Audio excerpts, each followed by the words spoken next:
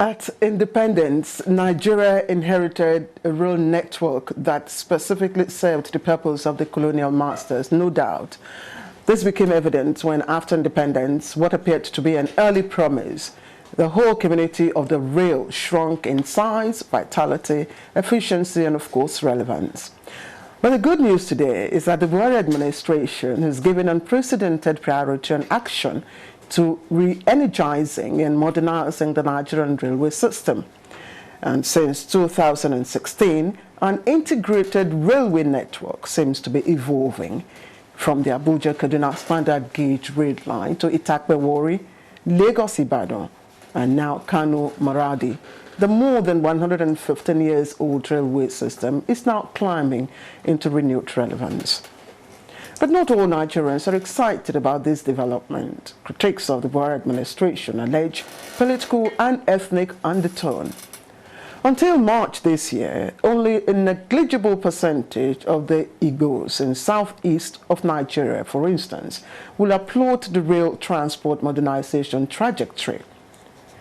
The Eastern Rail Corridor is one of the transport infrastructure established during the colonial period and played a significant role in the development of agriculture and industrial sectors.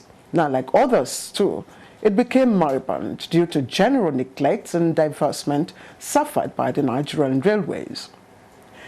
But the groundbreaking ceremony of the Eastern Rail Corridor, which traverses Port Harcourt, the 5 southeastern states, terminating in Maiduguri, and of course the Bonny Deep Sea Port in Port Harcourt, is considered a game changer. Now, this Eastern Rail Corridor project is part of the comprehensive plan for the revitalization, rehabilitation, and of course expansion of the Nigerian railway network to link up the commercial hubs of the Eastern Corridor, as well as meet the overall transport infrastructure needs of Nigerians. On Late Edition this week, we examine what this rail corridor means to Nigerians, especially those who live and transact business on that axis. I am Claire Dilabo Abdul Razak. Thank you for joining me again. I'll be right back.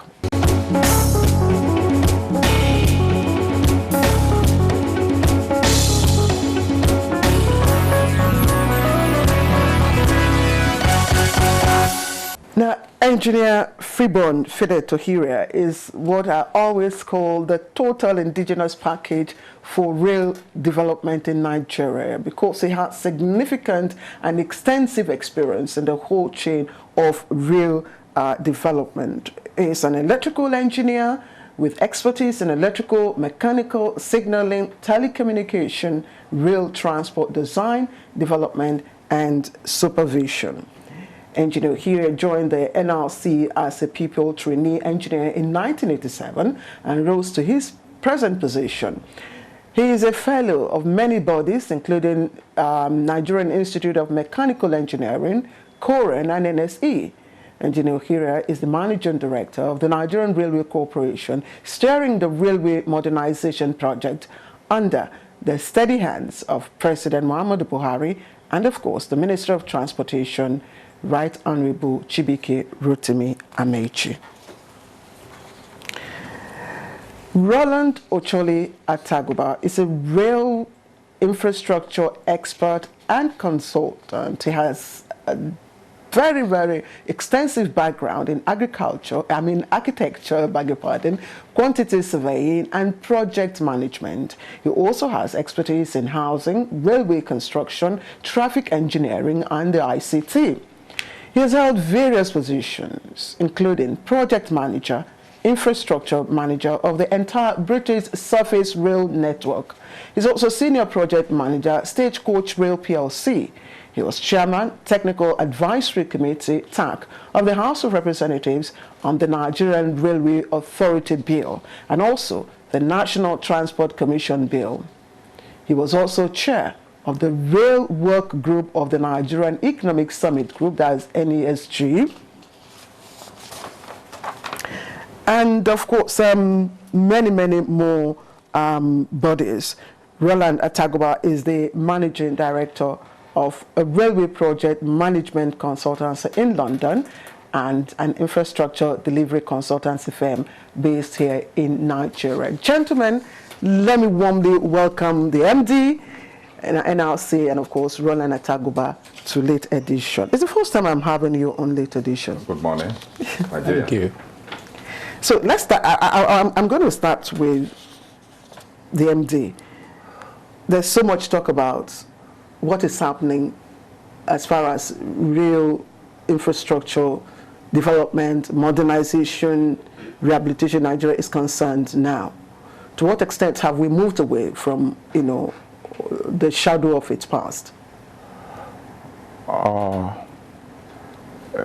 would say it's a very big task, an uphill task, because of the cost implication and the volume of money required to have infrastructure in place, not just rail, water, hospital, schools. And the peculiar nature is that rail infrastructure have to move from one point to another to make sense. It's not like if you do 100 or 50 kilometers and you say built rail cannot make any sense.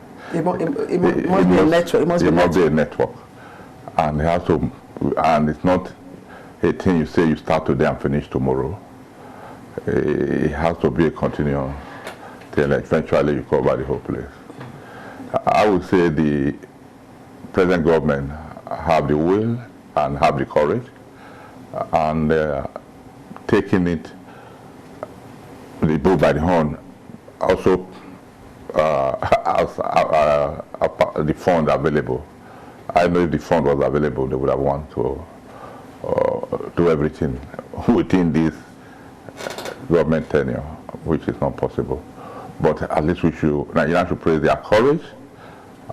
People should not forget that this project we are doing now started in 2006, the dream, and time rolled by.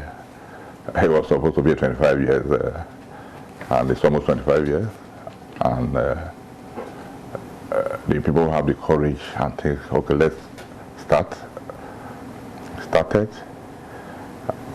And we are, at least everybody in Nigeria talk about rail, which was not the same before.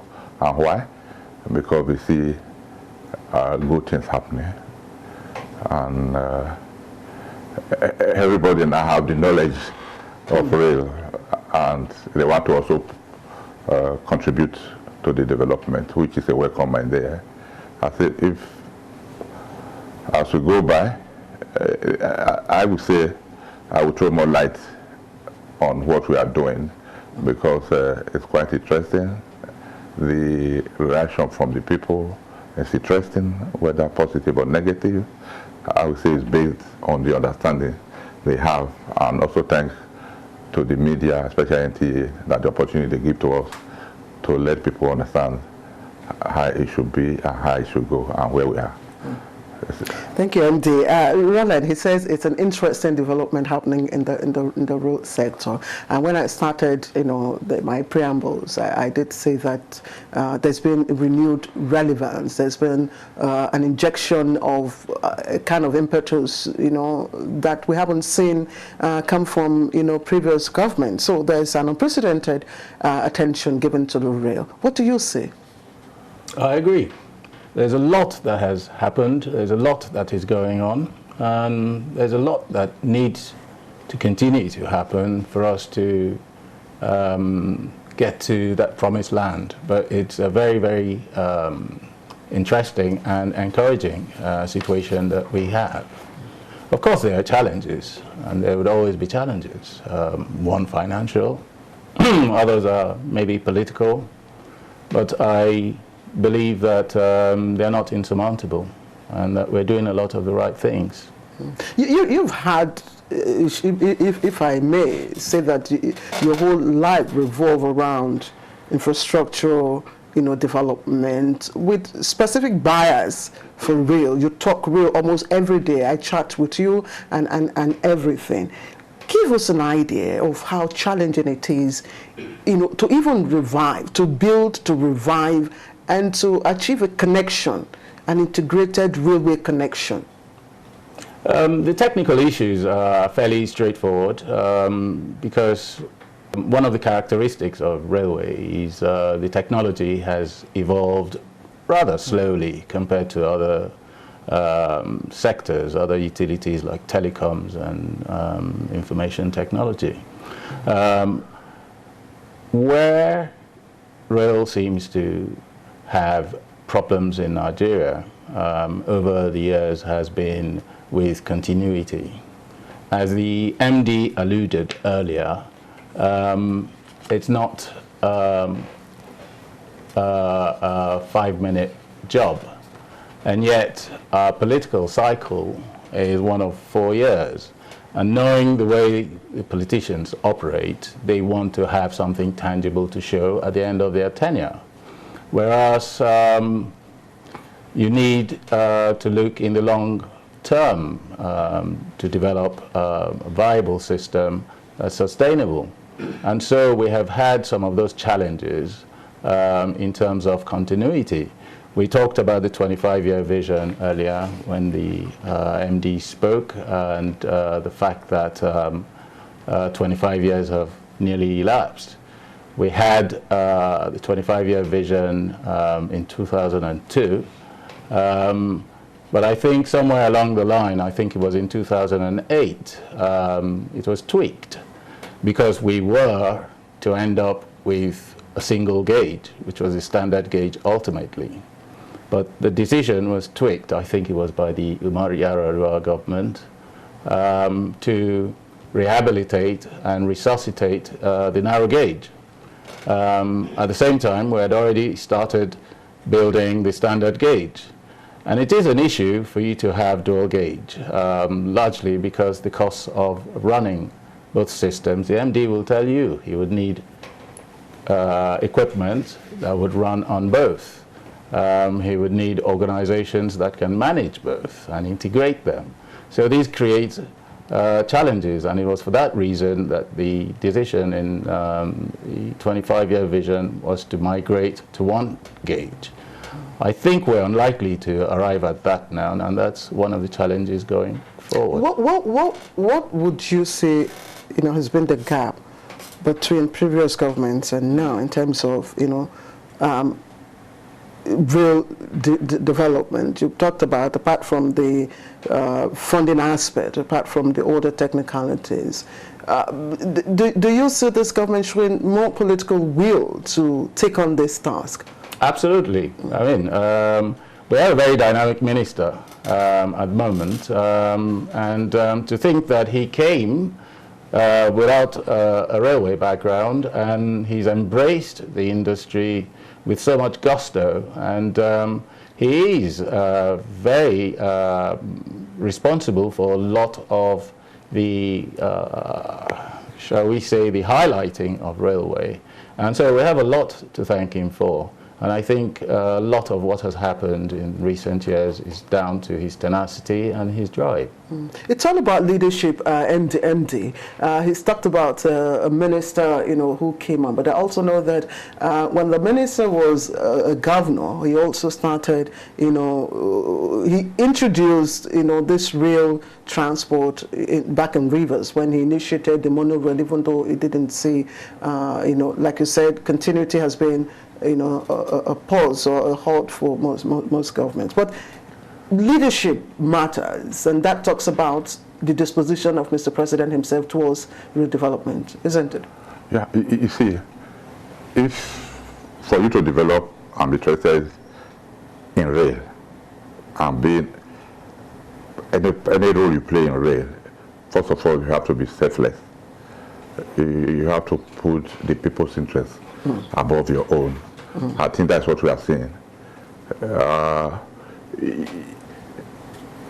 Is it like the Ibadan Kano? Yes, Lagos Kano and Ibadan. You see, some government will have argued, okay, Chinese, you are giving us loan, transfer the money. But this government came and said, okay, keep the money, sign the paper that we are going to do this, we are going to give the fund that our counterpart funding without looking back. Not that when it is time, you don't have it. This is all Nigerian counterpart funding on the ground. And as you work as both Nigerian, Chinese, and the team consultant, and you send your bankers to also cross-check, you pay. So there is no rat or snake swallowing anything. So the work is moving on. Because some emergency would have come with COVID, before you know it, the money was withdrawn, you have diverted some. So let's get people well and on before rail. That's why you see this. And the president have faith in the minister, and the minister have put every other interest apart and said, okay, this is the job I've been given, let me drive it. And we have to queue behind him to provide the technical and supporting advice. You see, we are talking about moving from narrow to standards. What is narrow? 1067. What is standard? 1435. Why? We want to move at a higher speed. We want to move heavy ASO loads, and it's going to cost money. And unfortunately, we don't have the money. And you see, all people should know that it's better to have a system, no matter how working, than it's not working. Because at the time, you even forget you have it and let it go. So that's why you see the 25-year policy to make sure the narrow gauge is working while you are introduced, because the fund will not be there to do the standard gauge to cover all the states and link up every place. But while you are doing that, you must see the train must be running where you don't have those standard gauge. So you've delved into strategy. Yeah. You've now moved into the area of strategy. Yeah. So for you now, it's better to have this real system running than not running. Yeah. And because of the paucity of funds, you would want to take on the narrow gauge, get it on track, while at the same time you're also pursuing the standard gauge and the development. So let's talk about strategy. All of this, Roland, is geared towards economic, development. All of this is towards lifting Nigeria, to, of course, become an economic power, at least within these, within the continent, if not competing amongst other developed economies. What's your opinion about the funding strategy? Like he said, we don't have the money to develop, a real network to what we want. So rather than take physical loan, we're doing the, sign, the contracts built, and that's why we're engaging the Chinese, and we're keen into their Belt and Road initiative. What's your idea of this funding strategy? Well, I think that there's nothing wrong with that approach, except it's also rather cumbersome and slow. But we also have to be broad in terms of in the multiplicity of approaches that are adopted. There's no reason why the private sector cannot also be invited to invest. There's no reason why these loans cannot be taken by the private sector. It shouldn't be just one approach of government taking money. But we also have to understand that railway is not just about building infrastructure. Railway is about a system that integrates both the infrastructure and the operations. And the reason why we have dilapidated infrastructure in the first place are because of the failings we have had in the operations historically. And until we get those right, we may find ourselves in this cycle of underdevelopment where we spend so much money building infrastructure, and over a period of time, that infrastructure gets run down because the operations don't keep up. And these are some of the structural challenges that we have in the industry. His corporation has remained the same as it's been in terms of its structure, in terms of its operation. The world has since moved from state-run railways How do you in mean? the traditional sense. Most developed countries now have private sector operating the railway with the public sector owning the infrastructure. So these are the PPPs we talked about. And don't forget that the British gave us PPPs. And it has become the model for sustaining railways globally. One of the challenges with railways, the heavy costs of running railways. And states are finding, in the face of challenges, I mean, especially in Nigeria, for example, we have so much insecurity now. And the state is responsible for providing security. So there's a lot that needs to be spent in that direction. You've got education, you've got health with the COVID scare and all of that. And so the disposition or the disposable incomes to invest in infrastructure are facing challenges. So we need to have innovative solutions to how we can bring what we need into the railway sector, and that is with private funding.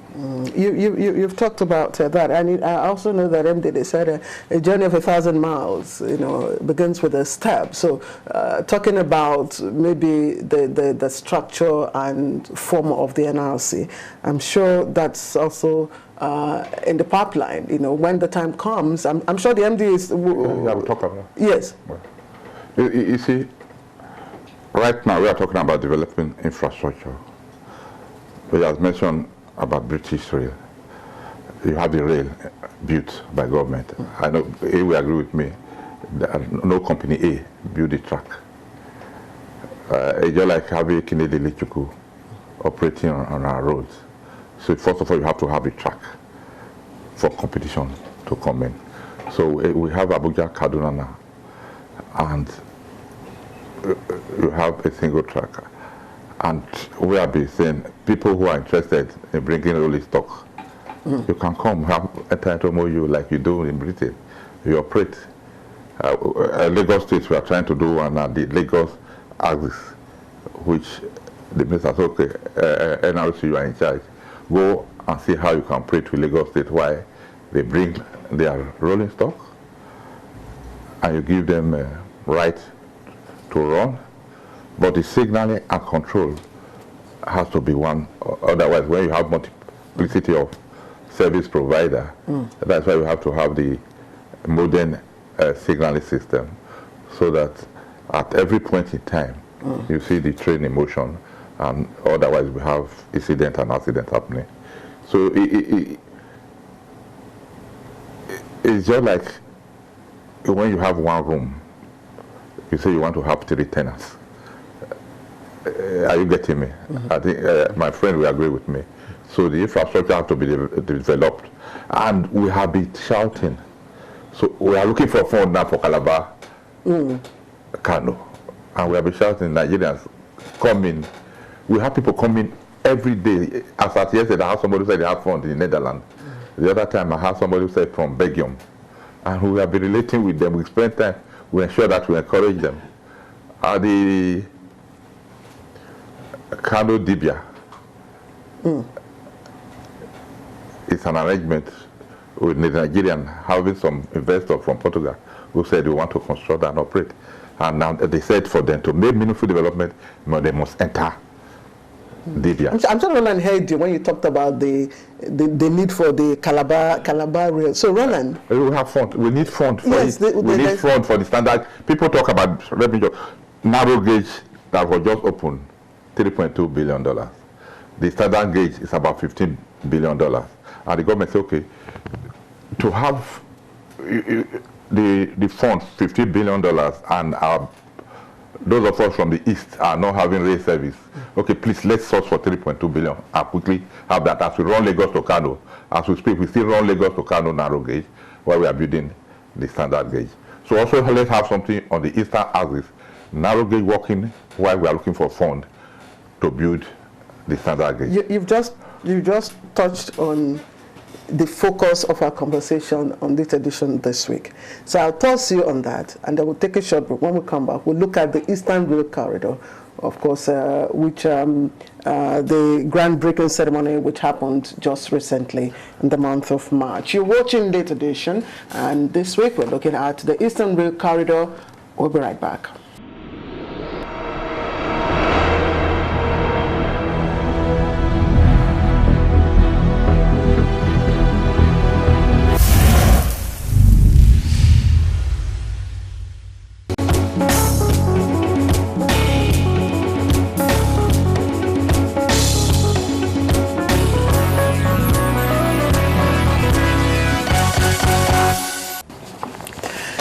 Thank you for joining me once again. This is Late Edition live on NTA News 24. And my guests today are the Managing Director of the Nigerian Railway Corporation, NRC, Fidet Ohiria. We also have here with us Roland Takuba, who is an rail infrastructure expert and consultant. Once again, thank you for joining me for this conversation. MD, you talked about the Eastern Rail Corridor, which, you know, for several decades was abandoned. It's now been resuscitated. So tell us more about that. You see, the Eastern Rail Corridor has faced some challenges, most especially from human. And you see, when the Lagos Kano was rehabilitated, the Eastern Rail Line too was also given to be rehabilitated. And there was an intervention from Shopee. And Port Harcourt to Gombe, we started operating. But there was an incident that happened where a track was removed around Umuahia, and we lost 2 locomotives. And those with the locomotive were the ones saying there, you know, if you have a house and there's nothing running on it, the house will even, but that's what happened on the Eastern Corridor. And the people are seeing things growing, Kaduna, Abuja, Ibadan, Lagos, and the contract for the standard gauge, Port Harcourt, Maiduguri, to get fund was becoming difficult. And the minister said, okay, let's forget about the political decision. Let's be pragmatic. Let's ensure that trains also run on the eastern axis. And they said, okay, let's check what it would take to ensure that not the type of rehabilitation we are doing before, upgrade it, remove the curves, place like Alanga should not be there, remove the gradient to the minimum permissible so that you can run at least 80 kilometers on freight, 100 kilometers on passengers. And they got the Chinese working and us working, and we came out with the schedule and scope, and they put a value and it came to 3.2 billion, which is almost, we are talking about 15 billion for the standard gauge. That's okay. They went to the president and said, okay, can we do this? Why you have approved that we should go and look for funds for the standard gauge, so that the train can start moving in the eastern axis. But the president gave the nod, and luckily the CC said, okay, they will support and ensure that the narrow gauge is upgraded. And who is funding this? Is it the federal government funding this narrow gauge, or getting funds from outside? Are you outsourcing? No, as far as I'm concerned, I think the government is funding. Unlike if we can't fund the standard gauge fully, we must get loan. Okay. I think that's where that's we are. That's because it's 15 billion. Yeah, that's 15 billion. So, and they are sure to fund this through the government, so that that line will be up and doing, and people can enjoy the benefits of having a very functional rail on that target. You know, the critics say the decision to embark on the Eastern Rail Corridor was an afterthought. Has it always been part of the master plan? You see, if I'm in Abuja now, something can happen that makes, instead of going back to Lagos, I'll go to my hometown. I don't think so. We've been here now for, at least the government is here for 5 years. We don't forget, Port Harcourt, Maiduguri have not been left down. Calabar, Lagos, we talked about it, and every day you have proposals. The private sector come in, even Nigerians come in and say, okay, we will raise funds. It's okay, go ahead. 1 month, 2 months, 3 months, you don't see them coming back. You call them, say, we will come back tomorrow. And we need to be sincere with ourselves. I've been saying it. If I'm a businessman, what is a businessman? Make his profit yesterday, not tomorrow. Is it race that will attract me to invest in? He's a consultant, it's a business. If he has the fund, is he going to do, if he has the money to do 100 kilometers of rail, let's say at an average kilometer, even let's say $2 million, will he bring his money? Without government saying, okay, if you bring your money, you make sure you get double. So it's open. We are on television now. People will hear us. By this, I'm the MD Railway. I know I have on this thing. The minister said, if we see somebody who is serious with fund, let him come. We will take him to the president and say, okay, this is our understanding, this is an agreement, this is how you get your money back. Oh yeah, if people talk about due process, talk about this. So we fast track it, the due process, to ensure that the things happen. So that Nigerian, because if you do it, you will not do it tomorrow, we'll be talking about another thing. So like the British now, they're not talking about in London, the underground, it's already in place. Those alive today are using it. Kaduna, Abuja, those alive will use it. Those coming, if, as he said, if it's properly maintained, we could use it in 100 years' time. That is the beauty of rail. What we have now is over 100 years.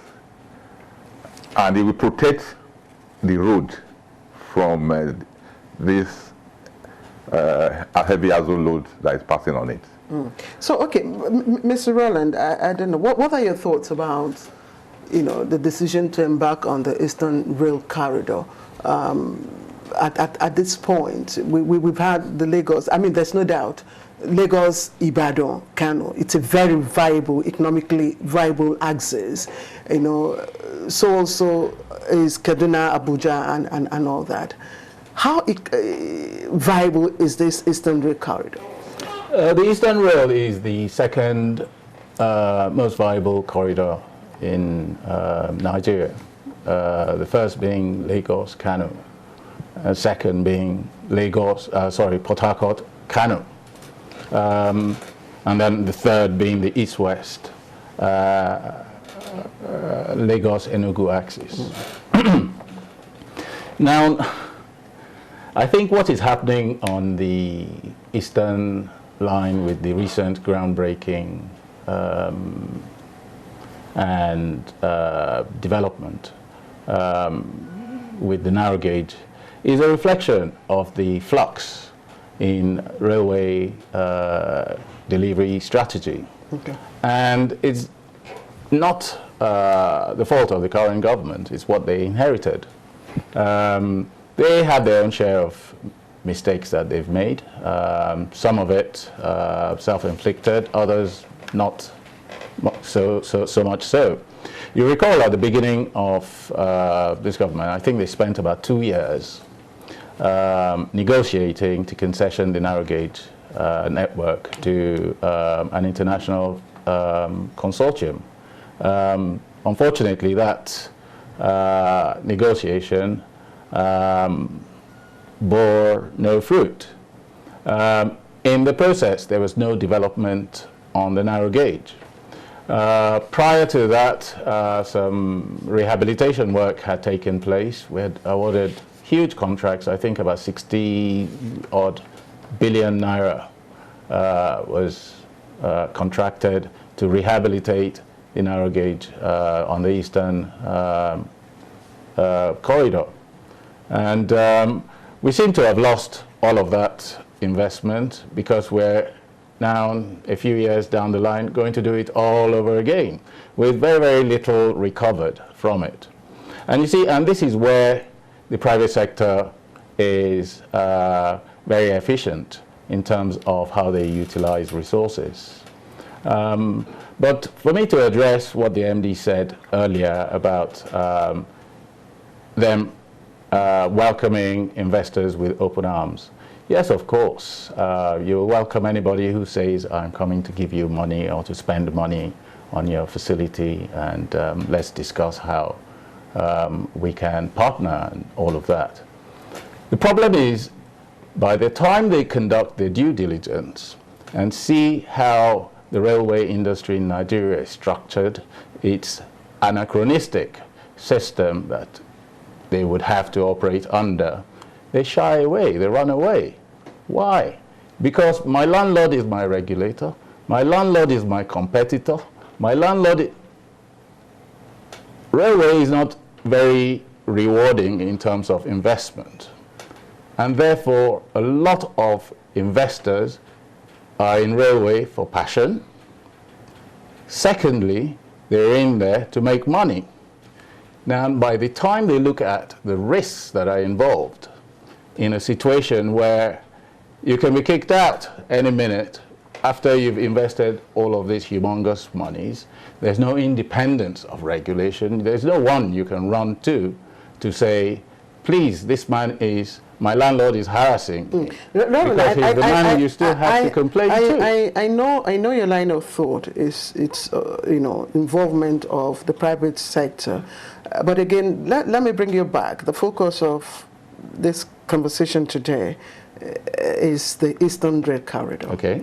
And I'd like you to address the part where the MD has given reasons why the option for narrow gauge, as against the standard gauge. Is it a wise decision? Sorry. In terms of the cost, yes. The narrow gauge is not considered against the standard gauge. They are both. Yes, but at the moment. At the moment. Yeah, it can start together if we raise the fund. If he can. If we can raise the, we can start the standard gauge. Why? Yes. Because the narrow gauge will be finished in 3 years. Yeah, in 3 years. The standard gauge cannot be finished in 3 years. So, and the narrow gauge and the standard gauge are not necessarily passing through the same route. The same route. It's going to pass through different routes. So you don't just say standard gauge here today because of that. Narrow gauge, because it's still providing service for some people, no matter how few. Okay, but in terms of... some factories are already on that line. Okay. Should we have halted or paused the narrow gauge and decide to do all standard gauge on the eastern flank? Well, the 25-year vision has a strategy. It is, in fact, a strategy. there was a whole plan of how we were going to move from emergency rehabilitation of narrow gauge to keep the narrow gauge ticking over. Because if you recall, at 2002, when the 25-year vision was written, railway had practically collapsed. And there was the fear that it was going to be totally collapsed if nothing was done about it. So the emergency rehabilitation element, which was the first phase of the 25-year vision, was with a view to keeping railway happening whilst we developed standard gauge. And ultimately, and I think it was in phase 3 that we were going to move into conversion from narrow gauge into standard gauge. I am not sure we're going to be doing that anymore. Because at what stage? At what stage are we? At what stage of the 25-year master plan are we now? He says the third stage would have been to achieve total conversion to standard gauge. No. Rehabilitation. It was emergency rehabilitation was first phase. The third was for the conversion. I don't think there's in that policy where you say conversion, not converting from narrow gauge to standard gauge.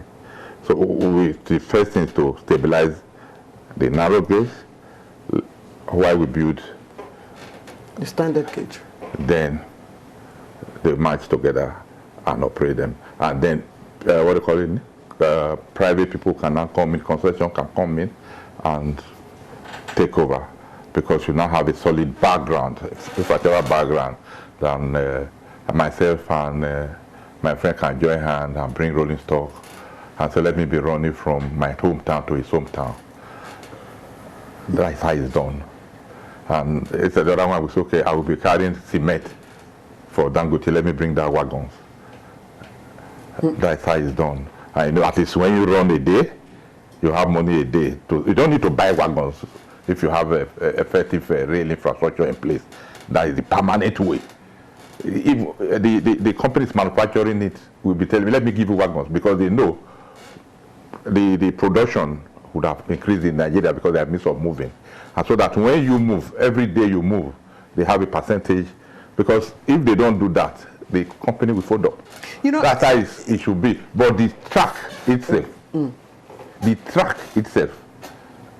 I will say it without messing. He said that if the government is not taking it as they are doing now, even if I have money and if I say it's $1, I would donate it to a person free. Do you understand? That's if I'm a businessman. So that person, I will benefit from the prayers he will give to me.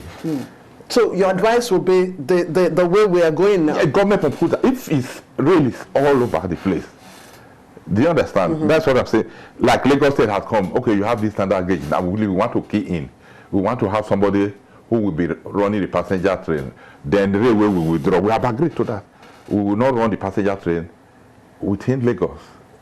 We will do the national rail service and make them pay costs for maintenance and service.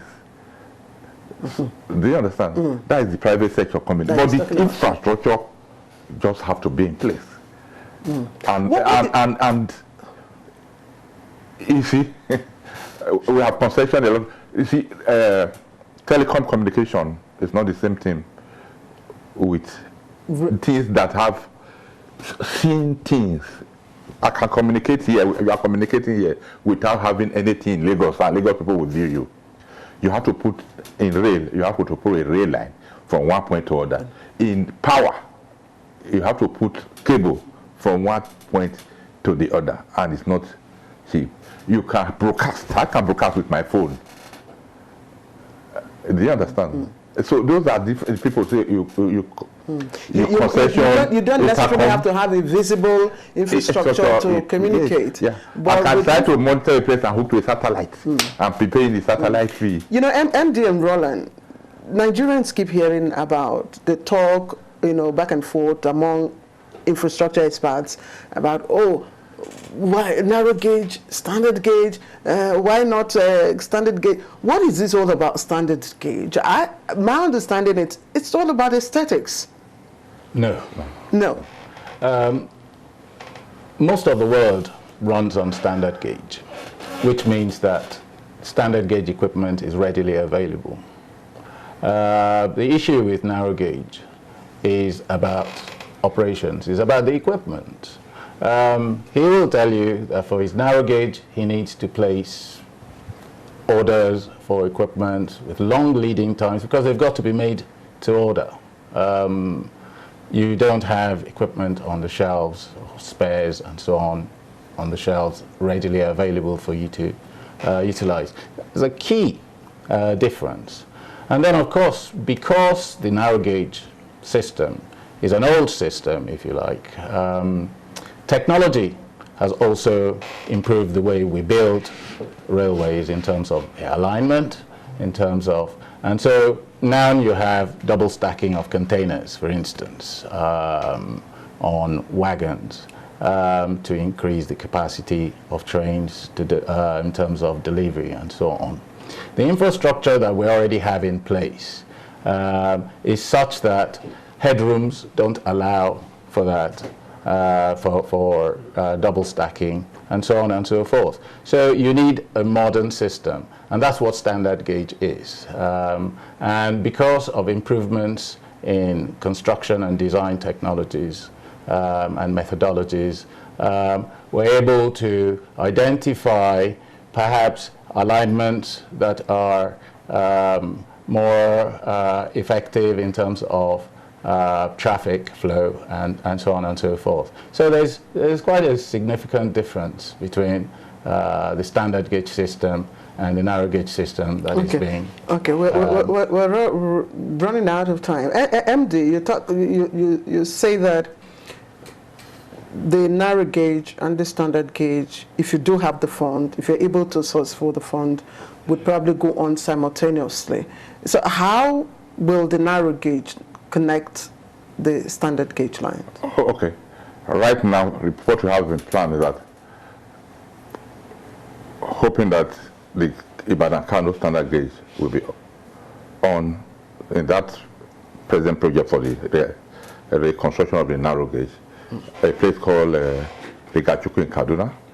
You are going to have a system in place where wagons come on a narrow gauge can be mounted on a standard gauge. It's part of the job. So that anytime a narrow gauge meets the standard gauge, they can interface. You have a system in place that you can switch in Rigachuku. So if you are bringing load from Bauchi, for instance, on narrow gauge and you get to Kaduna, to move it faster, you transship to the standard gauge. So that is the plan, and that is what we are hoping to achieve. So, and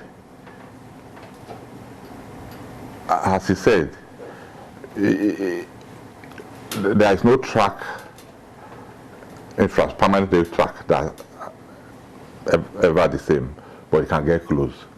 Okay.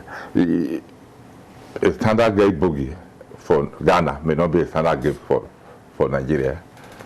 Either because of climate, because of your platform, either because of the character of the people you have. So right now we are doing track. We are saying we have to make it in Nigeria. You have to make sure that it's not easy to lose because people are taking our clips. Yeah. You understand? Which somebody in London may not be considering. They may have considered that years back, but now they don't do that. But we still have to put that cost element in it. That you have to have those things that you don't just use a spanner and lose. For you to lose it, you have to cost you extra money. Yes, I have to speed up our conversation. We understand there are branch lines to Abakaliki and Oka. You see, there's going to be a branch line to Owerri because all state capital must be on this system according to the policy. And not just state capital, where you think there is a prospect for mineral resources, because those they either going to be end up as a raw material or as finished product. So you must leak it now, not after you are finished. Okay. That's why you have the industrial park. They go into Bonik, then you must go to Owerri, go to Oka, go to Abakaliki, so that every Nigerian, you see, Like I tell people, people always talk about cost of recovery, return of investment. We are in a building now, this very building. How much is it in 20? If you say bring the cover, but you have to have the building for us to be able to interact. Okay. For the industry to grow in Nigeria, you must have that rail. You see, for you, nobody asks about when is that road you are constructing will make return. But if you talk rail, say when is the money go to return? Then when you do a pipeline or water line, nobody talk when is government going to recover that water line. But because you need water to bath. I don't know whether that is the way I look at it. Mr. Taguba, in just less than 60 seconds, we have just 1 minute to round off. I'd just like for you, now the Eastern Corridor is in progress, whether rehabilitation or construction. The groundbreaking ceremony has been performed, work is in progress. What role do you think state governments, because this is a corridor, a corridor that will pass through states, will pass through communities, that weren't there before. So how can state government leverage this opportunity? Well, thank you. I think state governments will benefit from increased economic activity within their states as a result of an alternative transportation system in place. But increasingly we have big cities in Nigeria, Lagos, Kano, Kaduna, Port Harcourt, to name a few. Cities with populations, FCT, bigger than above 6 million people. They need transit systems, metros. They need to be able to build them. And I was going to, in my response to the MD's earlier comments, to say, all well and good, we're building the infrastructure, but that's just part of the picture. We need to focus on the operations in creating that environment that provides for sustainability. When he talks about, people talk about cost of recovery or return on investment. These are measures for private sector measuring performance. In the public sector, the measures that we use to see efficiencies and effectiveness are different, but they're important. It's important where there are social benefits that flow from building infrastructure, that we ensure that we get optimal value, and that is efficiency in the operation. What's your final advice for government with regards to the Eastern Corridor? With regards to the Eastern Corridor, more power to your elbows. What we need to do right now is to reform our system. We need new laws. We need to reform the Railway Act. We need an independent regulator for the railways. We can't get away from that. Mr. Okiya cannot regulate himself. It's not the right way for us to continue to do things. Right. And he has signed up to that anyway.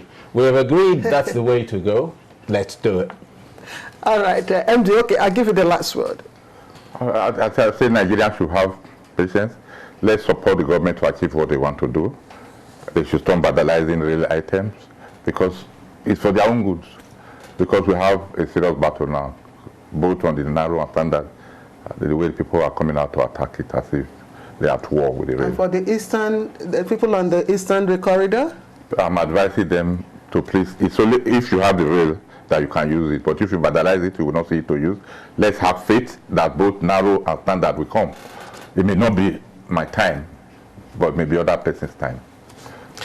Engineer Freeborn Fidetohiria, MD, Nigerian Railway Corporation, NRC. I'd like to thank you very much for coming to share your perspectives with us. Roland Taguba, transportation, rail infrastructure expert and consultant. Thank you as always for joining me on Late Edition this week. Always my pleasure. And that's it for this week on Late Edition. Thank you for joining me. From me and the rest of the production crew, it's bye-bye.